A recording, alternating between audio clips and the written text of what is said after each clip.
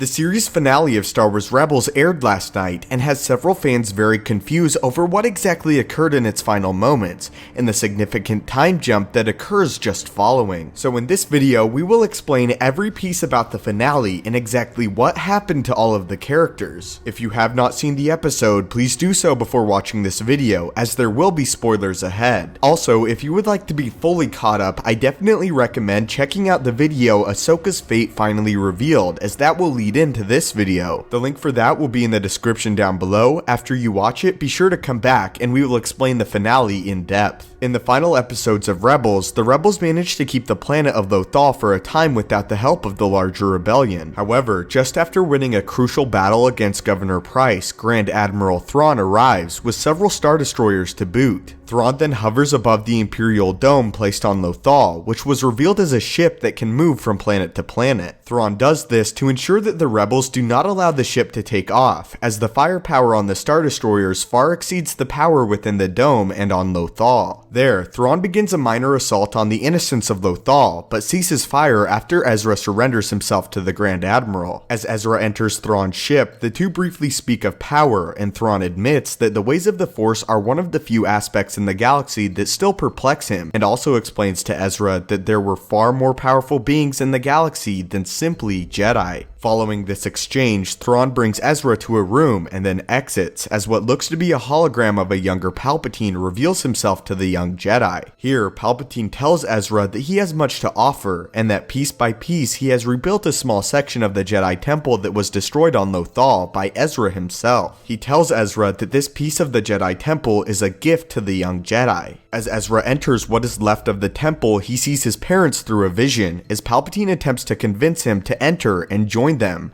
therefore changing the timeline and making it so Ezra would never become a Jedi. In exchange for sacrificing his role as a Jedi Knight, Palpatine offers him what Ezra believes to be pure happiness. Quick side note, the reason Palpatine knows that Ezra's greatest desire is to have his family back is because he overheard him while he was in the Jedi Temple and the world between worlds. Here, Palpatine was able to discover Ezra's greatest wish just before the temple was destroyed by Ezra himself. Palpatine is making himself appear much younger than he actually is in an attempt to persuade Ezra to enter. He wants himself to appear as a friendly figure to Ezra, not the Sith Lord that he truly is. How exactly Palpatine alters his image here is still a topic that is up for debate, the two answers being he is using the hologram to alter his image in some way, or he is utilizing the Force to do so, as he did in the prequel trilogy, to make himself appear far younger and less decomposed by the dark side of the Force. Unfortunately for Palpatine, his trick has no success, as Ezra ultimately declines the offer from the Emperor as he destroys the last piece of the temple and is then attacked by what looks to be a variant of the Red Royal Guards. Fortunately though, Ezra is able to escape, but is again confronted by Thrawn on the bridge of his Star Destroyer,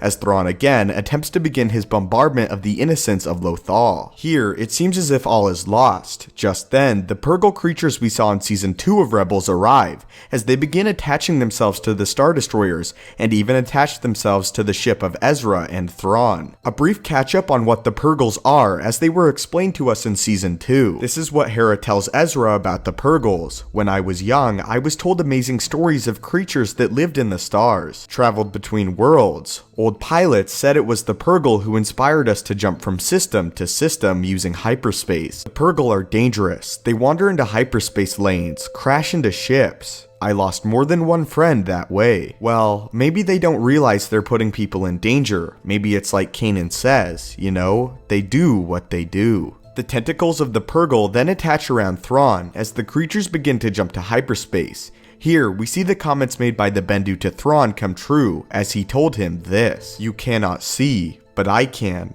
I see your defeat, like many arms surrounding you in a cold embrace." The Purrgils then jump into deep space along with Ezra and Thrawn, leaving the rest of the rebels on the planet of Lothal below. There is then a lengthy time skip that ventures all the way past the events of Return of the Jedi and the death of Vader and Palpatine, as we learn that Kallus has been welcomed onto the new world of Zeb species as one of them, forgiving Kallus for his former attempt of the genocide of the species. We then learn that both Hera and Captain Rex took place in the Battle of Endor, which finally confirms that the rebel soldier on Endor is in fact Captain Rex. It is also revealed that Hera has had a son with the late Kanan Jarrus, named Jacen Syndulla. Finally, we venture back to Lothal and Sabine, as she explains that now that the war is over, she will venture out to the unknown to find what happened to Ezra, as he must still be out there somewhere. It is then revealed that Ahsoka is with her and is going to accompany Sabine in her search for Ezra. Ahsoka's presence also gives some weight to the theory that Luke Skywalker at some point has trained with Ahsoka, as we learn here that Sabine has rescued Ahsoka from Malachor 5. It is at this point that the Rebels series comes to an end. In an interview following the finale, Dave Filoni, the showrunner for Rebels, explained that both Ezra and Thrawn survived the hyperspace jump, and that they are both out there somewhere. What the two of them have been up to and have encountered is unknown, but what is known is that at least by Return of the Jedi, Ezra is likely out there, but not in the known galaxy. Where he and Thrawn jumped to is also unknown, but we do know that the Purrgil reside in deep space. This means that somewhere out there, Ezra and Grand Admiral Thrawn still live, at least at the time of Return of the Jedi.